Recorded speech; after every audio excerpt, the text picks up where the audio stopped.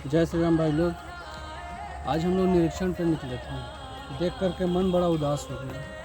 ये देखिए 2-4 दिन पहले हम लोग यहाँ पर लगाए थे, पेड़ लगाए थे जो कि नहीं है, कोई उखाड़ के जगह कोई उखाड़ दिया।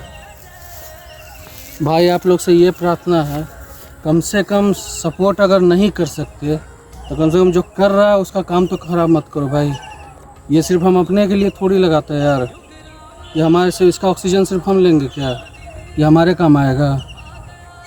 हाथ जोड़ करके प्रार्थना कर रहे हैं भाई, कम से कम ऐसा मत करो, जो भी है ऐसा मत करो कि जो अगर ऐसा पेड़ और लगाने पे काम करे। हम लोग अपने तरफ से तो काम कर ही रहे हैं, लेकिन आप लोग अपना काम, हम लोग का काम मत खराब करो यार।